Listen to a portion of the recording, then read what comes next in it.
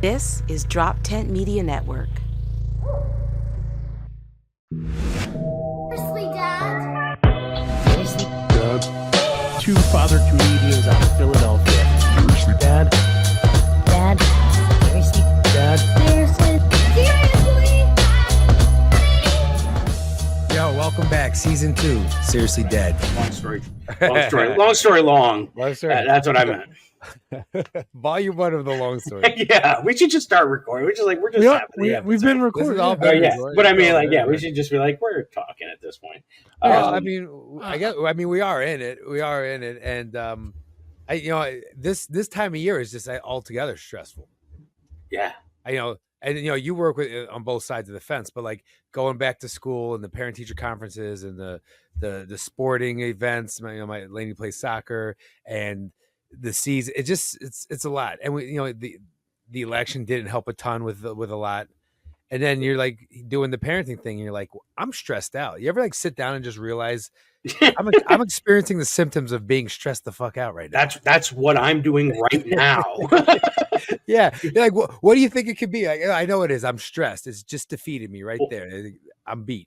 And I know it because yesterday my wife went away for this work conference, so it's just me and the girls, and I got shows too. Some like the grandparents are helping out when they can, but I'm trying to only use them for like the moment I have to get to the venue to the moment get back and not take advantage. Right. So then I get the girls. So Saturday I had a show Friday night. I get home, get them to bed by 10. So Saturday morning, my oldest she does special needs cheerleading, but they actually go to the competitions with the regular groups and they do their routine that they practice at every week.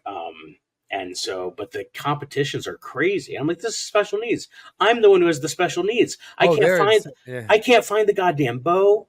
It has to be in a high ponytail. What the hell does that? I just thought that meant a really high ponytail. Yeah. No, you have to flip the hair down. And I would show you, but then you see my bald spot. It's gotta like go over. But then you have to like cousin it them. So like you gotta pull it head down. Yeah. And I didn't know that I failed. I failed a couple months ago, and I Yeah. was like, I'm gonna win this round. And Alicia just doesn't like. She calls it the hairbrush of doom. Like she does not like this, and so she has a song she sings to like get through it, which is just her yelling at me, asking me if I'm done yet. He's just of micing and mending his daughter's hair, just ripping up. And so like so I got it, and it's not pretty. But then I tied it up. I got the ponytail like Shih Tzu, like that little Shih Tzu dog kind of thing. Yeah. And then you put the bow in, and I'm like, oh, I'm so proud of myself.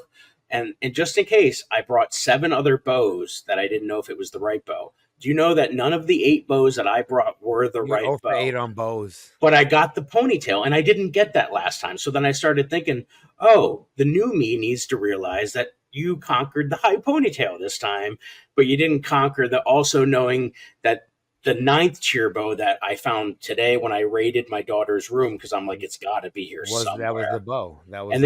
Yeah, and her room was like Hiroshima. It was a nightmare in there. There was just fallout. And so it was a scary day for me. And I had to do that. I didn't emotionally have the currency left, but I said, you got it. You can't sit back because it's just getting worse in there because it's upstairs. So it's not in my flow of the house. And she's just gone total. No, you ransacked the room. Why? Because to clean it. Yeah, like you couldn't even walk in there. Clean it, and then you found the bow as you were cleaning. Yes. Is that right? So you didn't just tear it apart looking for the bow, because that's the first. No, yeah. You going nuts. Seriously, Dad? Seriously? All right. Because like a stressed out parent is not what you want around. Yeah. Well, it's hard. It's hard not to be. Like that's what I'm saying. Like it's just so. Well, you got a poker face. That's the thing. The stressed out has to be in the mental back room. I'm not good at that. You got to hide it all. Yeah, I'm not good at that. You're definitely not. You definitely strike me as someone who struggles with the mental back room. Yeah. Of parenting. Just because I think and I'm the same way as the teacher too. Like I'm more of like a drill sergeant when I teach. Like people wouldn't imagine that I'm funny if you only if you only knew me.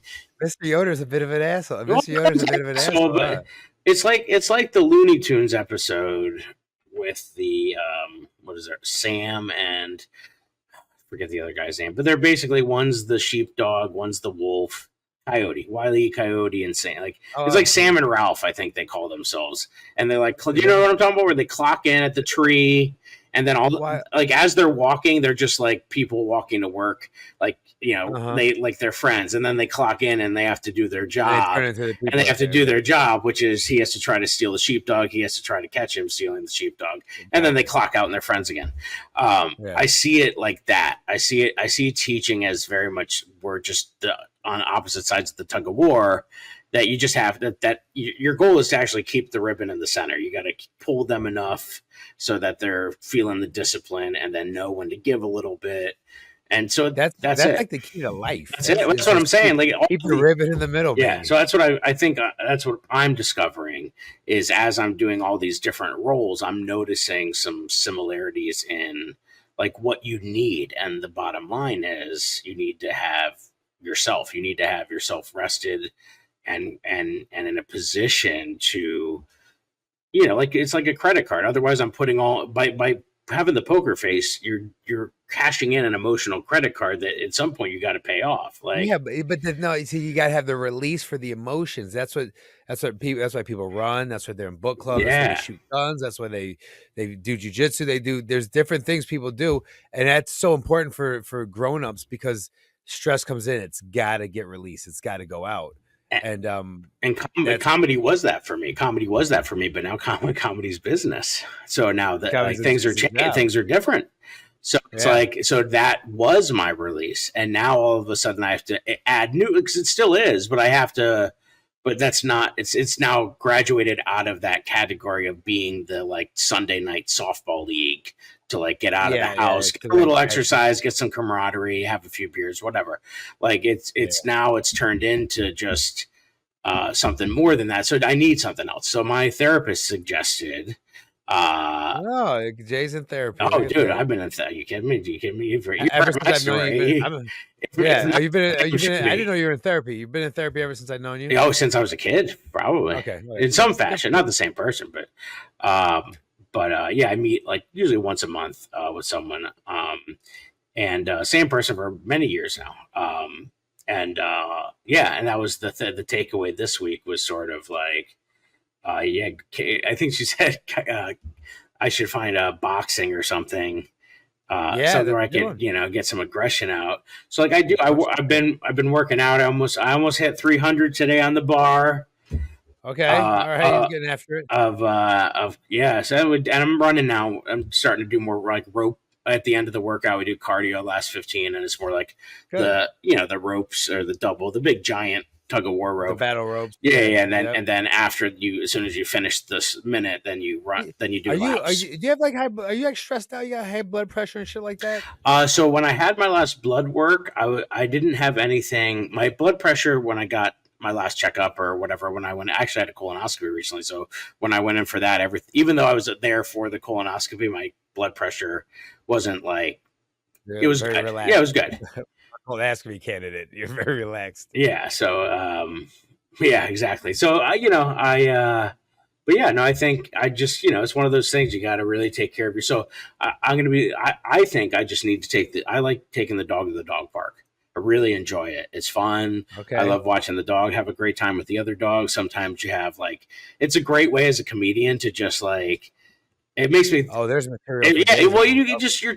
You don't know these people, and it's always. I never see the same person twice, and I only go. Anyone ever? Do people walk up to you and try to talk to you about the dog or the dogs? Not in a manner, not enough that it's even been on my radar. Everything's just kind of we're all watching our dogs, hoping they don't do something stupid, and then in the midst of it, like there's a close call, and you have a chance to crack a joke, and so I see it more as that. Have you been doing time at the dog park, Jay? I've been doing tight tens at the dog park. Jay's like, all right, let's everybody sit down, bring your dogs with you. Geez, so kids, am I right? You come here often? What do you do for a living? I hate the dog park because every time I go to dog park, people would talk to me about dog stuff. I don't want to talk dog stuff with you, man. I rescue dogs, so I can't even talk about like the breed of the dog because I don't even know the dog. Right? I know what they say he is, but I don't know the dog. So they're always asking the breed and how old and have you seen the siblings? You're over dogging it. Right, you're over dogging it. This dog trainer that we hired, I mean, she is amazing. But at the same time, it's like it's the medicine you need, but it's like hard to swallow because she is like she's basically training me like she's training the dog. Like I know I'm being trained, and as a Yeah, human, that sucks. That was Caesar Milan's line. Like I train human. I teach humans how It's to so communicate with true. shit. It's so true. And I didn't see it coming. And it was right after my mom's stuff. And I just got back and I still had to go to her apartment and get stuff now that she's staying overnight. And I was just not in, I took it off my calendar. I completely forgot about it. She just pulled in and I'm in the middle of all this stuff. But guess what? I had the hour. Like I had the hour. You had it done. I didn't have to shoo her away. I just had to readjust. Biggest mirror to the soul, or biggest mirror to who you are, is how your dog acts. If you meet someone who's like, oh, I don't know why I can't get a guy, let me see your fucking dog. I'll tell you what the problem is. The dog is the mirror. All of your problems manifest themselves in the dog. So so that's been my newest interaction, right? Because teaching, I've been doing 20 years, parenting at minimum 10 years. Well, maybe I didn't take it seriously the first. I'm just kidding, but at least 11 years I've been a parent. 20 years a teacher, coach, 20 years. So like the only new relationship I've had that's been the dog. So I think that's what's bringing it all up for me.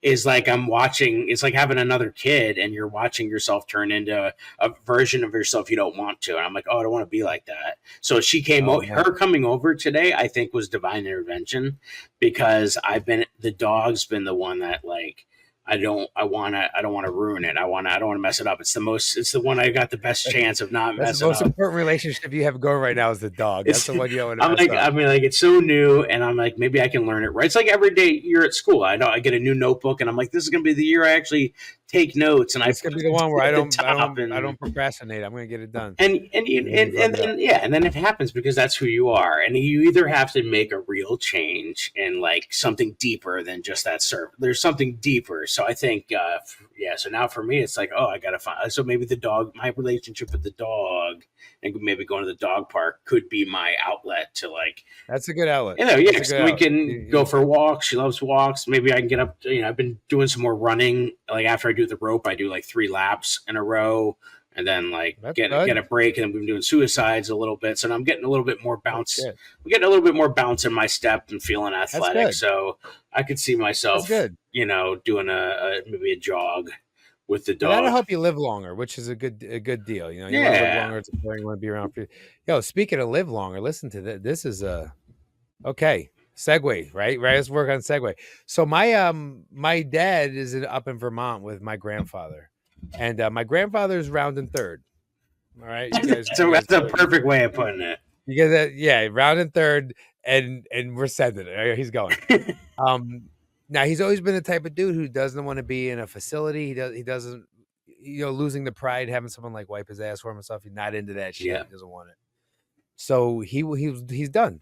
He made it clear to my old man that he's done, and they're looking into a physician-assisted suicide for my grandpa. The only thing, like I've never.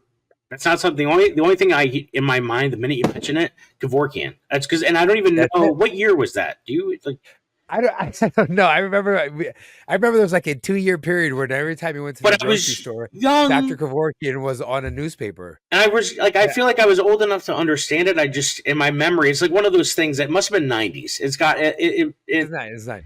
So like, because we had so much. I mean, go ahead. Oh, Neil's got some info. Yeah. It happened in Michigan. He was known as Dr. Death, and it was predominantly in the late 1980s. Okay. Oh, okay. Yeah, he built a so-called death machine that administered lethal doses of drugs at the request of people who were either dying or on hospice.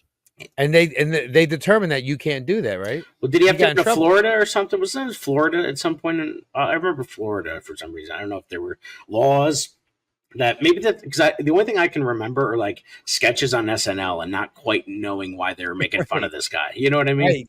You're a kid, you don't know shit, right? It's like when you see the Menendez brothers. That stuff was around when they were spoofing on that the whole time. I don't know what was. We had so much when we were growing up, and we were at those like pivotal ages where you can hear the adults talking, but you don't quite know what to make of it. Like my daughters are there because like I'll be watching certain stuff with her, and I'm like, can I watch this around her? Like have you ever had this? Have you ever had this thought to yourself? Like, am I allowed to watch this around my daughter? So okay, now this might be bad. I'm just gonna one, this isn't bad. Nate the Hoof Guy. Should I be watching with my 8-year-old Nate the Hoof Guy? He's the guy who does the horseshoe? Yeah, he did. Well, cattle. Usually it's the cows, and then they have some kind of like, they have some kind of like abscess or something wrong, and he's like scraping. He's like scraping. You know, he's there's a guy does that with horses. Pedicure. But he posts the ones where like there's something really wrong, and he's got to show you how he cleans it and gets it ready. That's all right. That's good. That's veterinary medicine. That's what I'm thinking. Good. That's what I'm thinking. It's educational, and it's a little gross, but she doesn't mind it, and I don't either. It's kind of like, I don't know. Yeah. And she, like, when she can't sleep at night, and she, like last night my wife's been away, so I let them sleep in the bed with me, and she's like, Dad, can we watch, Nate the Hoof Guy?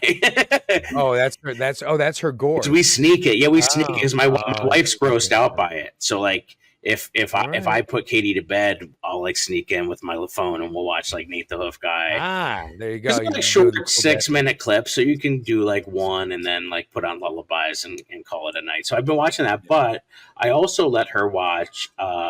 She asked me if she could. I must have been watching, and she was paying attention. World's Toughest Prisons. Oh, you got your kid watching the prison show. Yeah, not like I didn't watch a full episode, but like I like microdosed it, like just a little bit.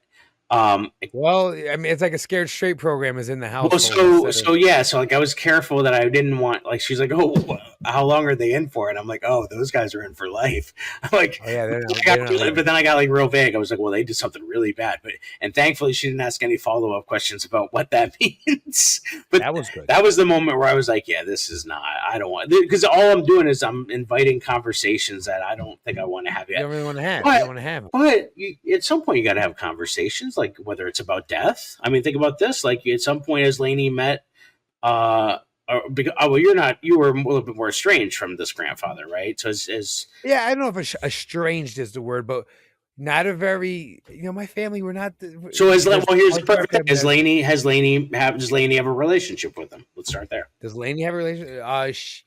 He was at Lainey's christening, yes. So does she have? If you showed her a photo, would she be able to say who that? Okay, so she would know, but she doesn't know. But you'll still have to have a conversation at some point about this, right? Or what do you think? Yeah. Oh, yeah. Well, she knows that he's old. Okay. She knows that he's round and third, and she knows that human beings die. Yeah. She knows all that. So if she asks, or when I'll tell her, we can have the conversation. I'm cool with it. So we have had it because the great grandparents have passed since, and we've had 2 cats pass away that were very close and had for a good portion of their lives, their whole lives. So we actually have, my wife did a clay, I don't know if I talked about this before, she did a clay paw print that we have by the window where they used to hang out as like a little memento, and they still talk about them. So like, and then a good friend of ours, his mother passed away recently. I won't mention the name, but like it was one we all know. And I went to the viewing and have the pamphlet that you get. And so it was in my car, and so the girl saw it because it was in the car. I think it was in like top of my comic bag in the back. So when I was going to move it to get them in, they asked who that was, and we had a conversation. But Alicia has been very fascinated by death. She usually she would get hyper focused, and then we had a new baby in the family, and I did a video on this on TikTok that a lot of people kind of responded with, that their kids were saying, where autistic kids gets hyper focused on the process. So we had a new baby. She's like, oh, is that Gideon? Is he going to be a baby, then a toddler, then a young man, then an old man, and then die? And we're like, yeah, that's pretty much how it goes. and then we were going to Gazzo's to get a steak, and we had to park in Montgomery County Community College because they share a lot. And she's like, oh, what's college? I'm like, oh, that's where people go sometimes after high school if they want to maybe learn some more and get a different. And then she's like, oh, and then what? I'm like, oh, and then hopefully they get a job, and then they die. I'm like, well, hopefully I was like, hopefully they have a long career, hopefully they have some hobbies, start a family, and then they die. Like, I'm trying to interject the rest of life, but she's just she's just processing the phase. She's not invested emotionally in it. She's just scientifically her brain is just analyzing the long and short of it. It's just fun to it's funny to just trace her brain and see And then she's like, "Oh, okay. Well, let's go get cheese fries." I'm like, "Okay, yeah, Yeah. let's go get cheese fries." And then that was the end of the Yeah, conversation. then they don't care. Then it's over. Then it's on to the next one. So Well, it's funny. I think from an ethical standpoint, I think that if that's what he wants to do, then he do it. Let him do it. Don't he? And apparently, getting old, like kind of hurts and sucks. You know what I mean? And he doesn't. If he's not loving things, why make him stay around if he doesn't want to stick around? I don't think it's a bad thing at all. My dad's not against it. My dad feels the same way. It's like that's what he wants to do. Like he's got nothing left. You know, if someone was 40 and they're like, I want to, Is he allowed to do it? Is he allowed to do it? Is that he's what's allowed to. Yeah, they got to go see one more physician.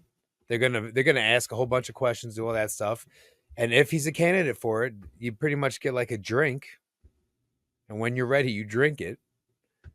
And this is like a reverse Roe v. Wade like scenario. Like this, like there's got to be something. I mean, what do you think that someone should have? Do you think let's take age out of it. Do you think if a human being doesn't want to be here, they should have to be here because the people around them want them to? Like, I mean, I know I'm wording this in a but it's interesting because I usually like don't like to like I don't like some stuff I never understood, like and then with the election going on, everybody's talking more, as we should be, about things like, okay, do people, because at the end of the day both of these issues are, do people have a say in how what they do to their bodies? Yeah. And that's on a variety of things. You can go like your grandfather right now. Does he have the right to make that decision? And then if the answer is yes, then the answer also has to be yes, I would think, in the logic's sake, that then women should also get a choice. So if the answer is yes for him, the answer also has to be yes for the lady. No questions asked, just like there should be, if there's no questions asked for him and why he's doing it, then there should be no questions asked for her and why she's doing it. And that's the level of what the conversations normally need to be about. Because I think I have a hard time when I listen to people talk politics, because I feel like everybody, whenever I was in college, which was probably the first time I was around people smart enough to talk politics, and then it was like, I was uncomfortable around it because I never had people talking around it when I was growing up. I was always, I think they kind of sheltered me from it. And I'm like, I think it needs to be in the background because it is what it is, which kind of relates back to why I'm okay with my daughter seeing snips of some of this or having some of these conversations, because I just it's like education. The best education shouldn't be trapped in a classroom. You should be breaking down those proverbial walls. I definitely agree with that. So, I'm hyperfixated on my death too, by the way. You are? I think, oh my God. Preventing it, or like in what sense? Oh God, I just think about what it's going to be like when I die. Am I going to die? When am I going to die? Is it going to be slow? How often does this thought cross your mind? At least 7 times a day. No. Yes. You're being facetious. Yes. No, I'm not. Is it going to be fast? Is it going to be slow? Am I going to get to say bye to my kids? How are they going to remember me? Who's going to talk at my funeral?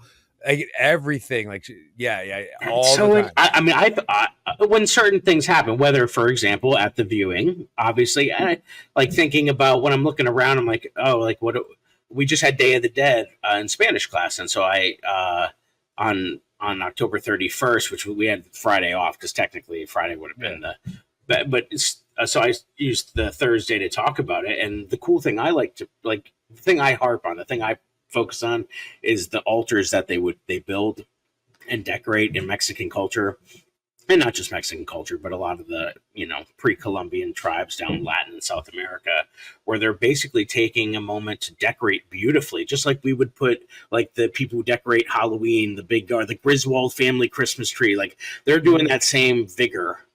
And in their culture, it's every year for the days that the souls of their loved ones get to come back. And it's like this 2 to 3 day event that that you're basically building a shrine of their best foods. You're putting out their favorite baseball mitt, the jersey they love to wear, pictures of them, videos of That's them, fucking awesome. and it's like every year you just because and we watch this John. Do you ever watch What Would You Do on ABC or whatever, the John Quinones? John Quinones, that motherfucker, yeah. So I showed my kids a 7-minute ABC News clip that he headed. He went to Los Angeles and Hollywood, where they have the biggest U.S. version of Day of the Dead, where they have like contests for who had the best altar and blah blah blah. And it was really cool because they talked about a woman whose husband died of cancer young, and they have a 7 and a 2-year-old, and how just how hard it was for her, but how important it was, so the kids could kind of see the photos and images and they decorate together. That's like a year. So I think that's just such a beautiful thing because you said we're all going to die. That's the inevitable piece that nobody from the beginning of time has found a way to stop. So we know it's a part, and that's what Day of the Dead started with 3,000 years ago. They're like, well, this is just the next step, but hey, don't worry. There's a day where their spirits come back because we create this culture. I think if people want to make whatever decision to get themselves there, it's an inevitable part. So if he's saying, "Hey, I'm ready to get off at mile marker right now," yes, that's his mile marker. He's had enough. I mean, he's ran this race. He's the type of dude who was always moving and working out and chopping wood and doing all that stuff. And now he's like, he can't go to the bathroom on his own. He doesn't like it. He's like, I'm cool. I mean, I have a hard time personally with that, but I also and appreciate that. Hey, you. Wait. You say you have a problem. So if you had a family member who was like, please let me go, would you be like, yeah? I don't know. You're right. Like I said, aside from hearing Kevorkian and you, this is the first time my brain has had these thoughts because I don't. Like I watched Captain Phillips the other day, and I wondered what I would do if those Somalian pirates boarded a ship, and if I would want to kill myself so that they didn't do something worse. But aside from that weird moment, I don't often think about it. So I'm like, that's great. I don't know, but I think maybe because I was raised Catholic, and there's this side of me inside from Sister Doreen that's been haunting me of what's should be. Yeah, so I wonder. I'm always fascinated to think when I hold a value of something, where did that value come from? That movie Inside Out. They have core memories. I want to know, in the movie, the girl Riley has a core memory, and they're like, "Oh, here's the marble with the core memory." I'm like, I want to be able to do that with our brains and be like, "Oh, why do I care so much about that? Where's that stemming from?" Oh, you gotta call fucking Elon for some shit like that. Yeah. I think that right now, as I sit here, I like to think that when I get to a certain age, if I can't do it, if I feel like my grandfather, I should be able to turn off the switch and roll out. I feel that way right now. If someone could have me sign papers to say when I got old, I'm gonna when I say when, that's when, let me go. I don't know how I'll feel in 40, 50 years from now. Right. So now, at that point, you got a 14-year-old great grandkid, probably, right? Or a 10-year-old great grandkid. You got your grandkids, your kids. Maybe then you really, really, really want to hang on. But this particular grandfather, he's done. He's not worried about us. He's sad. I guess I would want, think about my mom who's right now in the hospital. I mean, I don't want to get morbid on it, but she's not in a level like that. Uh-huh. But if I'm going to entertain the thought, I would want her to fight because I know, I would want the girl. I think it's good for everybody to have the time to come to grips with life as life is. I want to believe that there's a design to it. Now, who designed that? I don't know. I'm not going to get into the X's and O's of that. Jay's just showing side. But I want to believe that there's a design to this, and that I don't know that I want to be the one that hit the reset button or the power button, unless it's at an unbearable feeling I'm being burned alive feeling.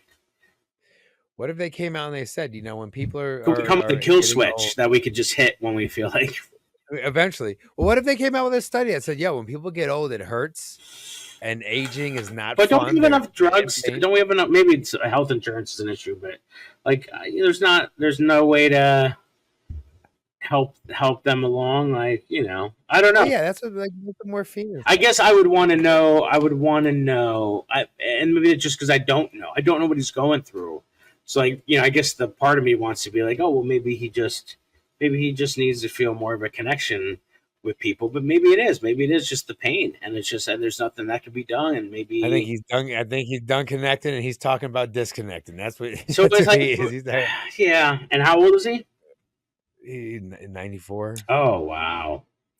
Yeah. God, what a hard Yeah. you get now I get it. Now I get why like it's such a hot topic because like in my brain I'm playing tennis right now. I'm like pro, con, pro, Back and con, forth. Venn diagram. Like I just like it's just like wow. Yeah. Like oof, what a heavy Yeah, that's what we're doing in the Davis household right now. That's what we're going that's through right heavy, now. dude. That's heavy. Producer and friend Neil Wood here. Brief commercial break. I'm Alejandro Morales, And I'm Rachel Peters. and we're the hosts of We're dating. a show about love. Like we are crazies match, but they're opposite. And like relationships. Dating. Very weird and fueled by a lot of tequila. I don't think so, because I was at a point in my life where I was like in my early 20s and I was so lost. And maybe this is good, maybe this is bad. He was also maybe like trying to find himself as well. Sex. Lots of sex. I'm a side. That's when you don't really like mouth and hand stuff. Subscribe now on YouTube or listen on Spotify, Stitcher, Amazon Music, and more. Seriously, Dad. Seriously. Yeah. I mean, everyone's in good spirits. I understand. My dad understands. My uncle understands. Yeah. That's about the last of his immediate family, and we're letting him ride. We're letting him make his decisions, and that's what it is. Yep. And we don't even know if he'll go through with it. That's the other thing. Once they hand you that drink, you can drink it whenever you want. Oh, But it'll be it's the like, last thing. who is I went to college. I should know this. It'll be the Is last it thing you're gonna drink. Socrates? Who's the one that drank the poison? That was Romeo and Juliet, bro. No. That's true too. But the actual historical person. I think it's either it wasn't Plato. My guess is Aristotle or Socrates. They drank poison. One of them, hemlock. It was hemlock. I thought. Like I said, tree of Pennsylvania, like the Pennsylvania state tree, the hemlock. Yeah, there was Socrates. Yeah, Socrates. As reported by Plato. It's attributed to poisoning with common hemlock. So he drank hemlock to commit suicide in 399 BCE. Correct. So he was the original Dr. Kevorkian. He was his own Dr. Kevorkian. Euthanasia. They call that euthanasia, right? Isn't that what they call it? Wow. For the longest time, I thought it was like they'd be like, we want to talk about euthanasia. I thought they were saying youth. All right. Well, if it was good enough for Socrates, who am I to argue then, I guess? I mean, isn't Socrates... I mean, when I think of Socrates, the thing I use what's called the Socratic method when I teach. I often answer a question with a question because that was one of his styles to like, and to have a conversation. So when I'm talking to a student or something, or I'm talking to my daughter, a lot of times I'm answering a question with a question because I'm trying to get them to dig deeper on whatever. That's called Socratic. So that's called the Socratic method, which was his way of teaching and getting people to do critical thinking. There's an app that sometimes teachers use called Socrative, which is a quiz app that some teachers use that you can like store questions based on themes and standards and stuff. So it's also kind of named after that. So yeah, so that's what. So I'm like, dude, this is one of the more thoughtful humans of the world, and he decided after all of that knowledge about life to drink hemlock to commit suicide. Like, well, I don't know what was going on in his head then, but I gotta respect it. Must have been a rough time. I gotta respect it. He was done. He was just done. People are done. That makes sense. That makes sense. People are done. What are you gonna do? You can't force them to stay. Speaking of done, speaking of coming to an end. Now, our soccer season is done also. Oh, soccer season, Socrates. Socrates. I see what you did there. The word, I like that. Yeah. Well, that's like transition in life. That's things happen in your household that become big things, like a season's beginning and ending. That's like a big thing because now we'll sit down. We'll talk about how the season went. We'll talk about when it was fun, when it wasn't fun, why she felt that way, what she wants to do next year. Are there any other sports that you want to do? What was it like being on this type of team for the first? There's a lot of questions that we got to have answered. Did she readily give you the answers to those questions?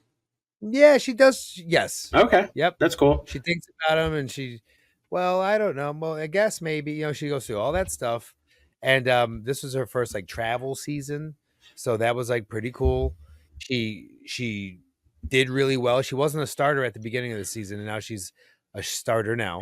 So that's a big, I don't even think she realizes how cool that is, that like you kind of weren't good enough to play at first, or they thought that anyway. You just kept doing your thing, and now you're on the field. I don't think she even understands.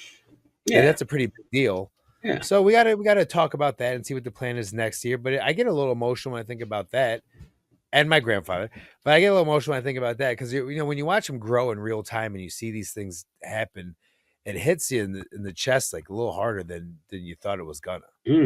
Yeah, I mean, we had at least they've been doing cheers, so both of them. So, and it's so funny because yesterday I went to pick up Katie because she had a 3-hour kind of like practice from 12 to 3 yesterday, and then Alicia had a competition at 10:30 in the morning. So it was like and it was just me in the house trying to get everybody ready. And I think about cheerleading in general, it's kind of weird. I'm like, it's just typically girls. Now there are 2 males on Alicia's cheer squad, but they're just there to like, at first you're like, oh, they're just there to cheer the boys on. And then you're like, is that something we should be doing? But then you're thinking like, no, like, they're a team. They're synchronized. It's like, it's like anything. It's like dance, essentially. So, like, for them, they're there to cheer them on, too, but they're also putting hours in. I mean, she's doing 2-3-hour practices at 8 years old, two times a week, 3 times a week. Like, that's good, though. They're putting time in, and it's cool. So, she didn't do it. She did it when she was young, and she was too shy. And so she's my youngest, my non-autistic daughter, really shy. But all of a sudden, she's starting to do more. And so, like, cheer, she left and now she came back. I like to have a 2-season policy. Like, you have to try it 2 seasons in a row before you can say you're done with it. Okay. So I made her do that with baseball. She played 2 seasons, and then she switched to deck hockey, did 2 seasons. Now she's switching to volleyball. But like, I like volleyball. It makes me feel good because now she's getting to experience something for an extended period of time, at least a second season. And then now she gets to do another sport or another whatever. So as it always is. Dude, do you think I'm a bad parent if I bribe my kid? Oh, sorry. You gotta wait for the F. If for my sake, please wait till the F. If I say, okay, if you keep your room clean every day, you keep your room clean, I give you $1. Now and then, she wanted to buy something on her Kindle. I'm like, I'm not buying you anything. You don't even keep your room clean. I'm like, here, I'll make you a deal. You can earn some currency by like being responsible. So if you can keep your room clean and when you leave for school every day, your bed is made, then I'll give you $1 a day. And then after a week and a half, you'll have the $11 you need to buy the book that you wanted me to buy. No, that's fair. That's fair. That's fair. That's how it works. Because like I remember having a chart with chores, and it was like, inflation. That's what you did. Yeah. Yes. Yeah, you did. I used to have to do the trash in the house. I just had to get all the trash from. Yeah, that was my job. That was my gig. So that was my hustle. We had a little poster on the fridge, and like we marked it off, and just a little chart. So I was thinking about like, all right, maybe I'll borrow from that. Why would you think that would make you a bit? Well, because it's like, should they just be perfect and like they should just have their room already clean. Like you shouldn't have to do this. Oh, you think that the clean room should be such a standard in your household? Well, I'm just saying maybe my schema, like my sick brain of what I think is normal. That's the hard part. When you grow up in the most not normal way, pretending you're normal, it's so hard to figure out what really is normal and what you know what I mean? Like well, everyone's parents are bribing them. That's what I'm thinking. Everybody's because it might be, But you do bring up a good point, because if you really are good and you just make the clean room part status quo, like that's what we do around here, you save yourself $11 or whatever that's going to cost you, and you just have someone who keeps their room clean. And the reason I thought about this was because during the dog training hour, Katie was feeling a little shy around the woman in the room, and like I said, she was like the Seinfeld's like soup Nazi, but as a dog trainer. I'm feeling it. Does she have an accent? Yes, a little bit. What accent does she have? She has a bit of a French. It's not a hardcore French, but she does speak some French and lived in France for a little while. But she just got this like almost like the nanny, like not Fran Drescher, but like the one that was like the one who came in and told you how to reprimand. I'm hearing kids. like heavy Russian like accent. Like No. the story you tell me, I just think she got this. Heavy She's Russian like accent. I would say English. Seats. Yeah, like no, she's not like the female Arnold Schwarzenegger. But she's very stern, and like Katie, like that kind of stuff like scares Katie. Gets so timid. Like she got timid just trying to talk to us here. So like I could see that. Sound like the lady scared you a little bit. Well, yeah, but it made me think like because Katie, I was trying to say, oh, Katie does a trick with her, but when Katie does the trick, she gets her to sit, lay down, and roll over. But she uses a treat, and so the woman was like, "Oh, that's great, nice job," and she gave her praise. And then she was like, "But you do that without the treat now." Because she's like, you don't want to give her too many treats, you know, she's the perfect weight now. And so I'm like, but mentally, not that I'm giving them money for food, but like, do I want to train them that they're doing it extrinsically versus intrinsically, I guess is the psychology term of it. Like if I bring in money, then I'm bringing in a reward that's external. The reward in itself should be that you can get to your bed without tripping on stuff. You can have a decluttered space. You know where that book is. We know where that goddamn bow is. Like now we don't have all the stress of that other, you know, I don't know. That's a tough lesson to convey is that the win is actually how it so it's pretty much the same decision your grandfather's making. I mean, these two decisions are exactly the same. And while we're at it, let's throw abortion on the table. Just do it to him. I think what you do is you give him a little bit of an incentive, and you slowly dial that back till then it's just you keep your room clean. Yeah, right. It's like, you keep your room clean because you're 12, and at 12 years old, we keep our room clean. Exactly right. And that's really what you know how to do it because I bribed you all those years before. You know how to do this. But the bribe, you can't. It's like who does the bit on lying and like that was like Louis C.K. and he's just doing why kids lie, and he's like because it solves every problem they have in that moment. Like why would you not do this amazing thing that helps? So it's just like you know, and it's like that's so true, you know, because it's just like so you know because I know Alicia is starting to like fib a little bit, and I told you about the note. Did I tell you about the note? Did we talk since the note? She was going to attack me. Oh, yeah, you told us about it. I've been doing it on stage, but I have two versions. I have the real version, and then the one I've been like altering so it's not as heavy because I've had them both work, but the one works consistently. It's just the decibel of laughter is under what I can't close with it. But I think I think when I figure out the original, which is what I want to do, I want to be able to use the truth because I was bringing the actual note on stage with me because I worked that into the setup about how I had that, and I was like, I think it's going to be great because it's real, like because she couldn't. Yeah. She told me, and she has she's not ever violently done anything. It was just it's like a journal writing. Like we all write weird shit. I mean, you know, I was watching Love Is Blind because I love Love Is Blind, and judge me. I don't care. I have no idea what it is. Oh, it's a great trash show on Netflix. With blame people or something? No, it's no. You have to get engaged to the person without ever having seen them. You hang out in this living room, but it's divided, and you can't. It's like dating show style, but yeah, it's so terrible. But anyways, point being, I think there's something to be said for just the whole concept of like really getting to know someone. And I've lost my train of thought. It's gone. I had a connection. It was there, and then I lost it. What were we talking about? Love Is Blind, and what else? We were talking about your daughter. I was just talking about. No, I lost it. It's gone.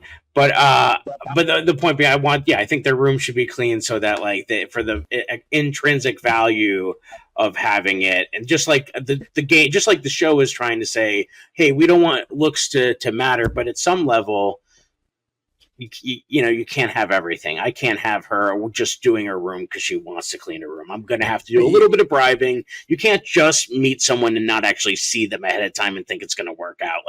It's just not that clean. Life isn't that clean. It's dirty. No. And parenting, no matter what holes you plug, you're missing something somewhere else. So the bribery in one book is going to tell you it's good, and the other book is going to tell you it builds weak individuals. And you're going to read another thing, it's going to tell you never to do it. You're going to read another thing, it's going to tell you to do it. It's going to tell you if you do this, you're going to not do this. You're not going to be perfect. Right. You're a household that bribes people. Yeah. That's what it is, Jay. You guys bribe people in the Yoder residence. They bribe people. Yeah, you got to bribe. You got to bribe. That's it. You're a bribing household. That's what you do. I think there was something about like short term being the worst, and Jay, you probably know this more. But yeah, it's just like if it's just to get it through that you can do this and get that, then it becomes an issue. Where if she doesn't see the intrinsic value of it eventually, then it becomes a problem. So if you do it for too short of a span, and you want them to be that, but like it's hard to it's hard to take all the steps to do that. It's hard to, it's just so hard to do. Oh, yeah.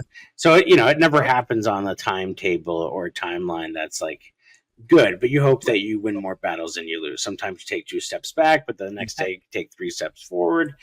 It's so emotionally exhausting thinking about it, but it's also really fun. So like with my daughter in the note, like, watching her like write that note, I'm like, oh shit, that's just a thought. She's just like talking out loud in her journal. Oh, Love is Blind. Got it. Found it.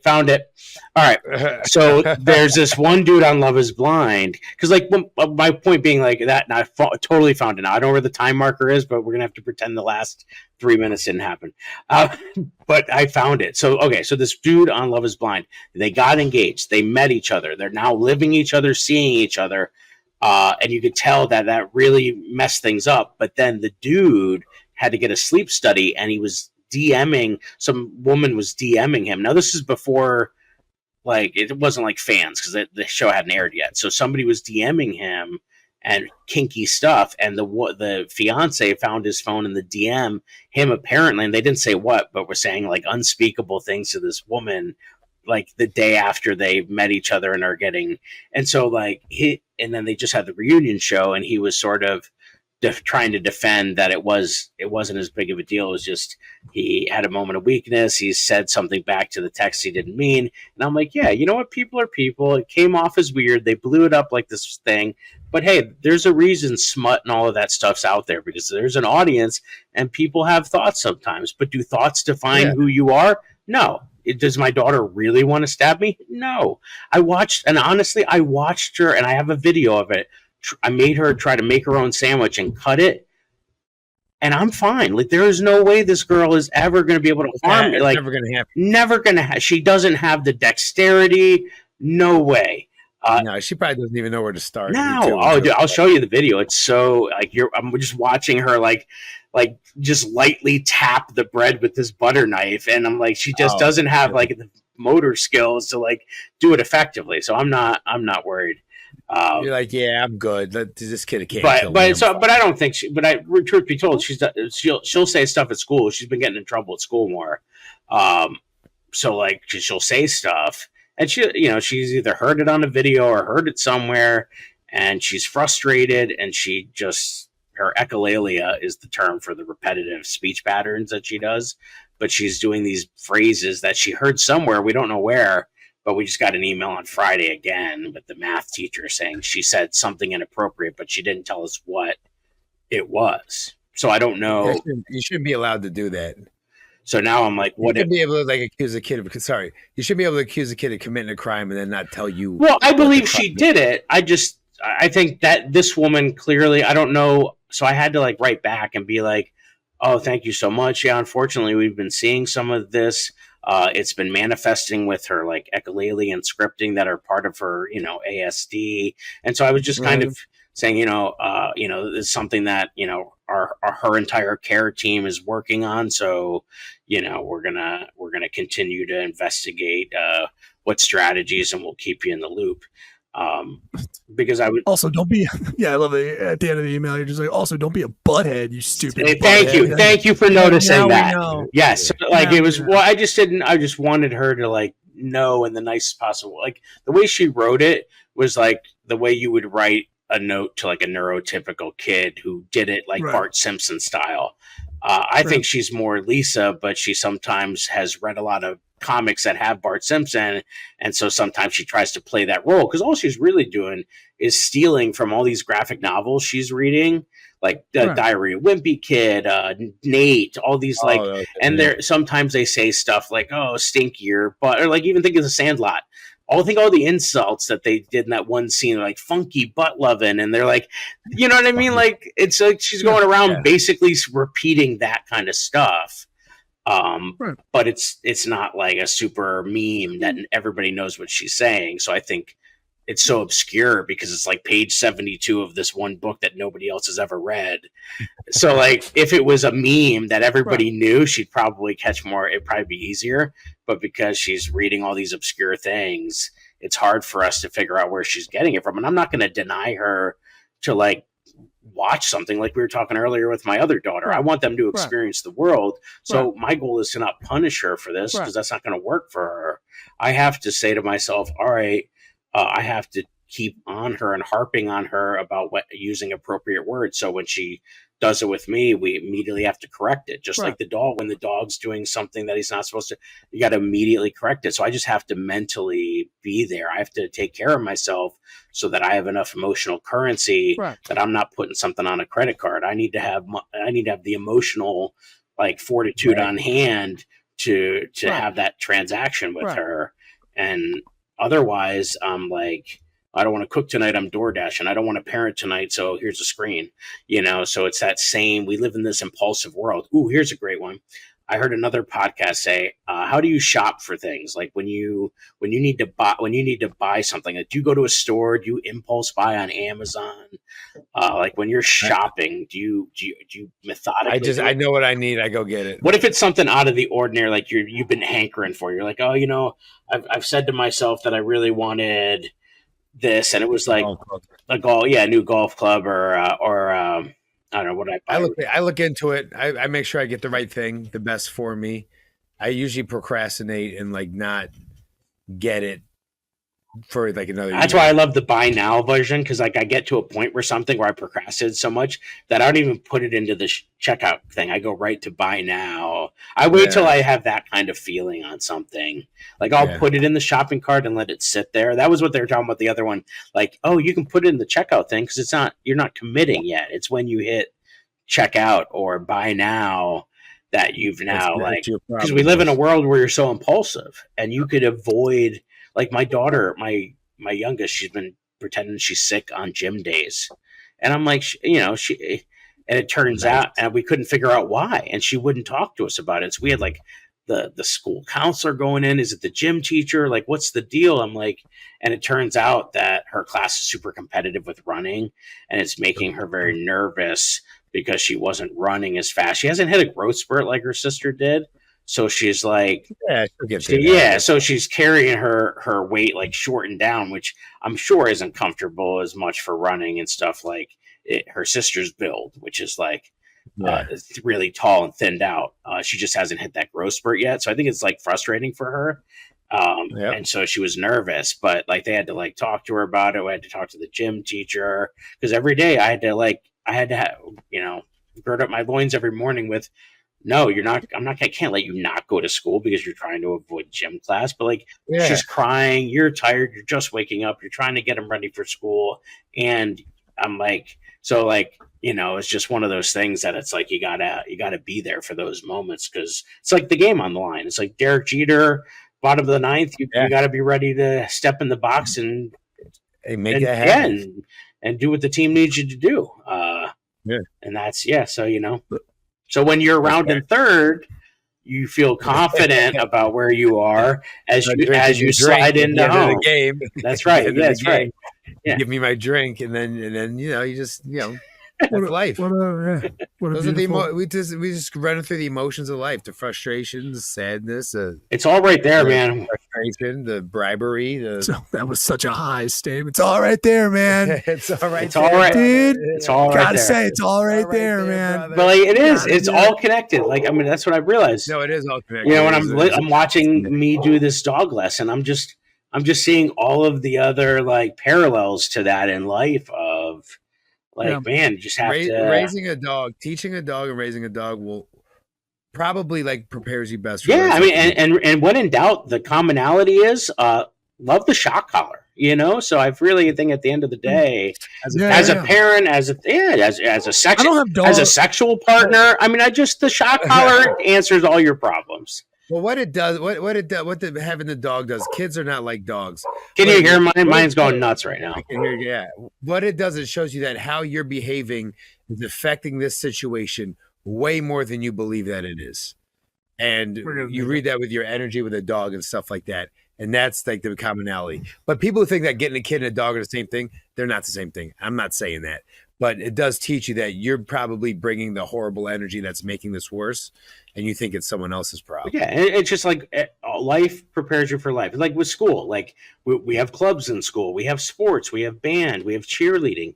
Why? Because all of these things you're learning skills that are going to aid you when you're out in the workforce, when you're out at the gym interacting with people, when you're having a hobby or, you know, whatever. Like we're just getting ready for life. So you're just being given reps. You're being given reps at life. So like whether it's being a dog parent or house sitting for someone to eventually being a homeowner and having kids, like those skills are transferable. Are they the same? No. And do we hate when people pretend that being a dog parent is the same as being a real parent? Yes, of course we hate that.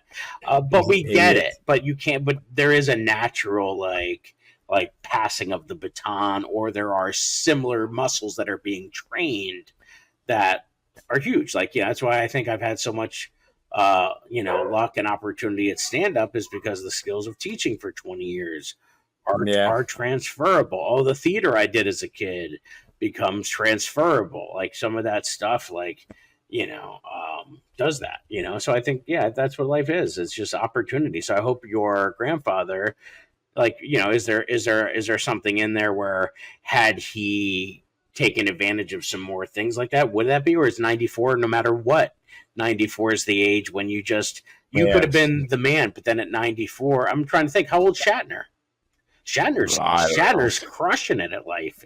He went to space. There, Bull went to space. He's got to be. Yeah, he did. That's right. He did go to space. Dude, how old Shatner? Fake and real. Shatner is 93. God damn. There it is. I knew it. There you go. Shatner ain't taking no drink. but it's his choice. At the end of the day, it's choice. It's choice. We all had a choice. We had a choice we had a choice on election day. There you go. I think we got that dog in there making it. It's gonna be fun. Listen, I mean, this is good. You guys got plugs coming up or anything? I got a dog. You heard it. He was plugging himself. Well, I will say you should stay tuned because we have some exciting Seriously Dad news coming up. So stay tuned for a fun 2025 news report. Yeah. I got a lot going on. JayYoderComedy.com. Come see a show. I'm all around the area. I'd love to see it. Come on out. Yeah, Albert Davis Comedy. I'll be all over the place. I don't have a website. I'm going to work on the website, I believe. But I'll be in New York. I'll be in Philadelphia. I'll be in Philadelphia again. I'll be back in New York. I think tomorrow Neil and I will be in New York. So we got a lot going on. Just check me out on Instagram, Albert Davis Comedy, and come to a show. Yeah, heck yeah. All right, guys. Peace. Seriously, Dad style. Seriously, Dad. Thank you for listening to the Dads. For once, give these daddies a break.